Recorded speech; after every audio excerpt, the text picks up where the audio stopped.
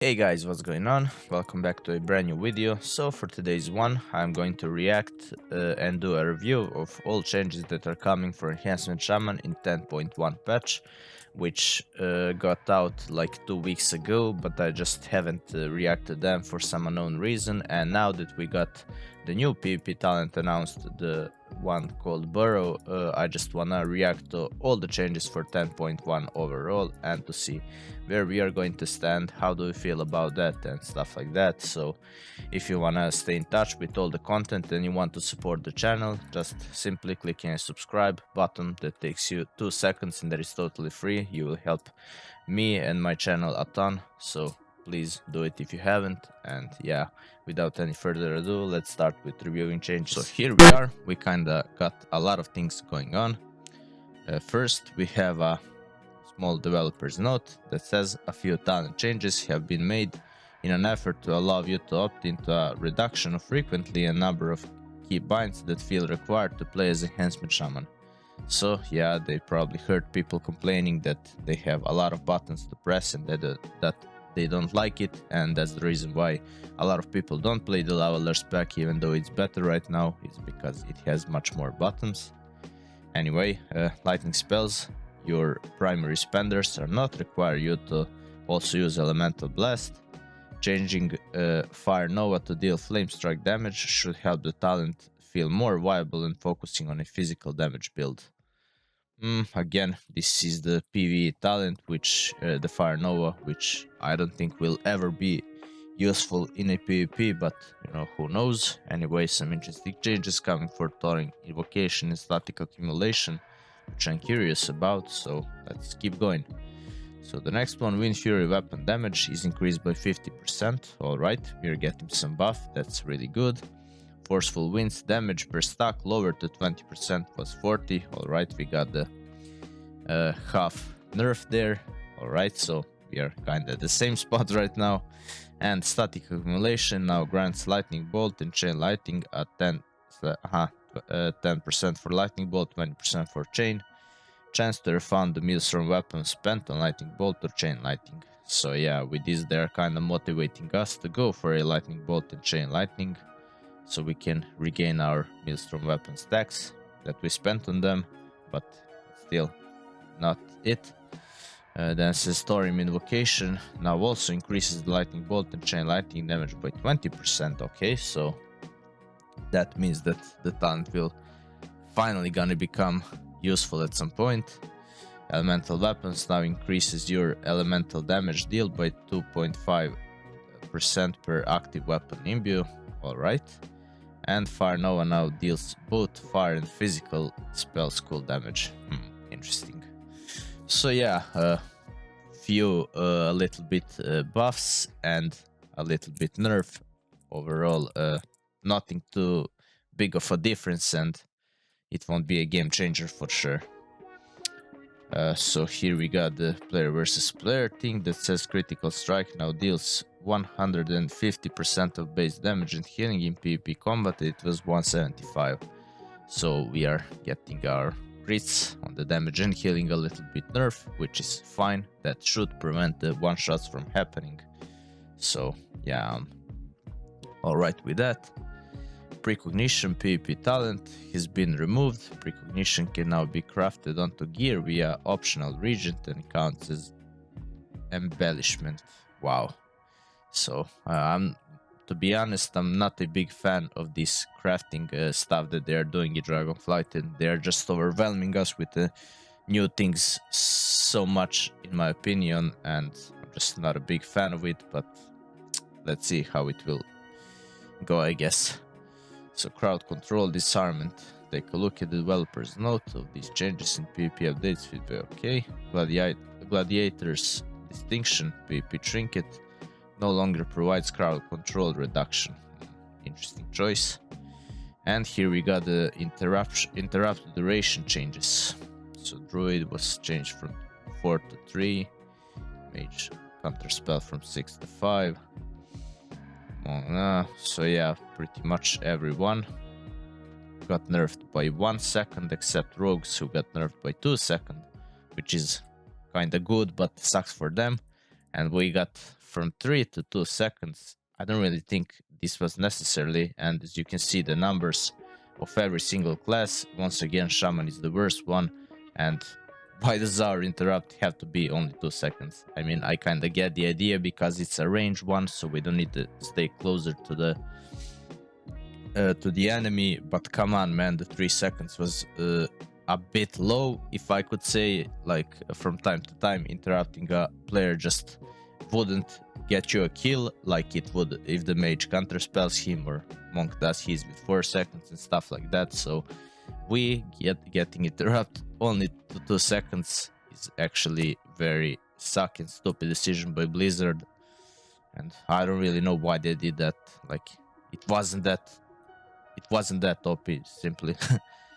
Yeah, I don't like it at all.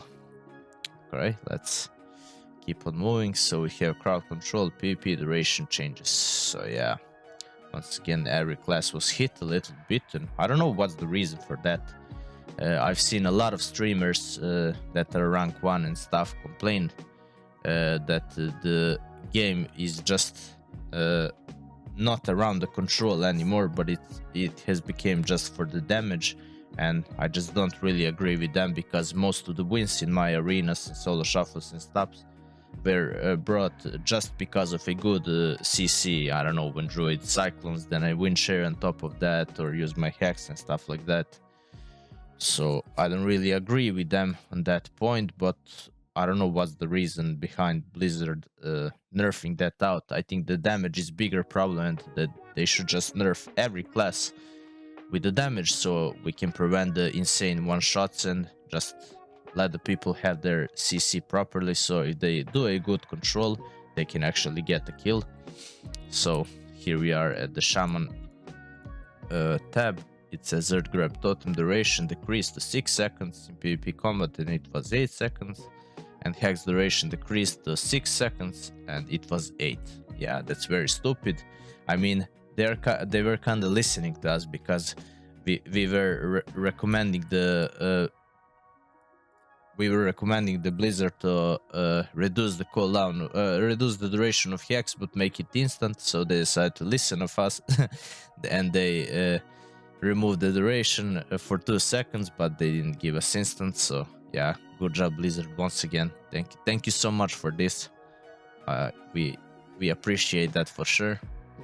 Anyway, yeah, let's just see where these changes are going to take us when the CCs and, you know, interrupts are now reduced.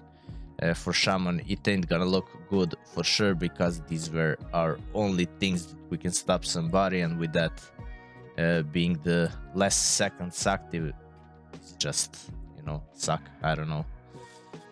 So let's see if there's something else for Shaman.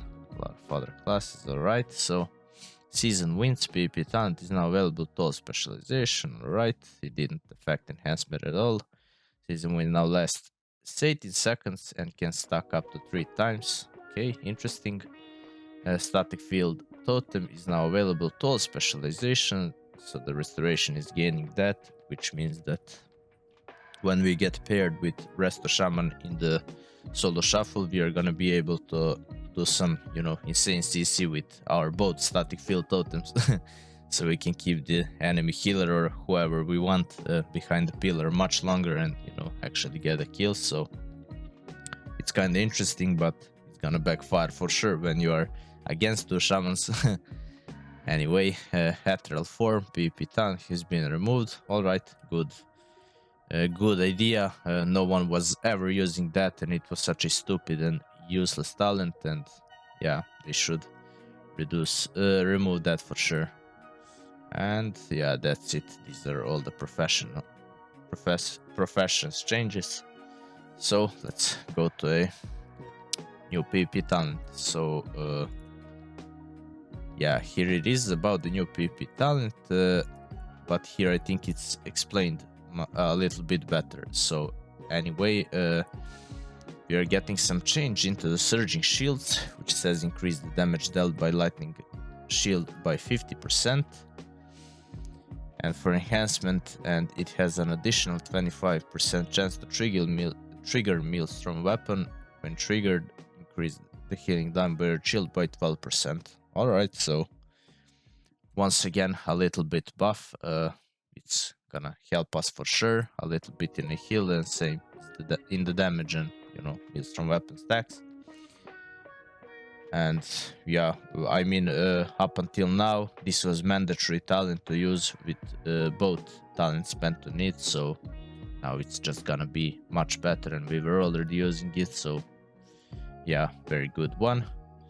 So Swirling Currents, Enhancement Shaman initial, increases the healing done by healing stream totem by, so it was 20% and they're increasing to 40.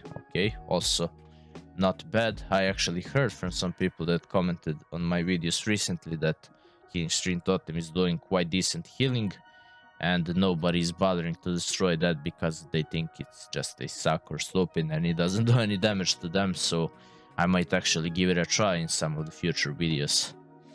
And the final and the biggest change that whole Enhancement Shaman community is talking about is the new PvP talent that is called Burrow, which says burrow beneath the ground, becoming unattackable, removing movement impairing effects, and increasing your movement speed by 50% for 5 seconds. When the effect ends, enemies within 6 yards are knocked into the air and take physical damage. Very good talent. That I'm gonna say it straight away. It's gonna help our survivability, of course. Now I'm wondering how long the... it's gonna be 2 minutes cooldown. Alright, it's a little bit bigger cooldown, but if we take the other talent for Astral Shift that reduces its CD to 1 minute and 30 seconds, then we could arrange some good defenses. Now questions remain here. What happens to the dots that we had on us, and are we going to be able to heal ourselves while we are burrowed? Because if we can't heal ourselves and dots remain and we burrowed at low HP, we are probably gonna end up being dead. Or yeah, can our partners help us and heal us? So these are all questions that are kinda unanswered. Like, they haven't said that it won't be able, but yet they haven't said that it will be able. So we just gotta wait and see another update where they're gonna clarify it a little bit more. For now, I like the idea, like we won't be able to be attacked for the 5 seconds, and we get our movement speed so we can run wherever we want with that speed, and just when we get out, heal ourselves or do whatever we need to, or just knock them away. It's gonna interrupt them for sure and deal some damage. Now I'm wondering what the damage is gonna be. Is it gonna be something like a Sundering, which has a good, or should I say decent damage in my opinion, or I don't know. We just gotta wait and see the new updates from Blizzard, how it's gonna look, and so far it's a very good and I'm happy for it. And yeah, overall, I guess that will conclude this new changes review. It's pretty decent. I don't know, like, they're giving us some and they're taking us some, and I think we will benefit from this a little bit more. I'm glad that Blizzard is listening and seeing that our defensives and our survivabilities actually suck, but I'm kinda annoyed that they are not listening to anything that we said or asked. And over on a forums that we made an orange post, we had like hundreds of brilliant ideas that could save the Enhancement Shaman that were not complicated, but seems like they don't want to go to that old roots, but they want to invent something new, and I do really respect that. Having the Burrow is a very unique spell and something that World of Warcraft haven't seen yet, so it's gonna be good for sure. But bringing something gold back just won't hurt anyone, and if players are happy, I guess that's the most important thing. But yeah, it is what it is. We just have to get whatever we are offered at this point.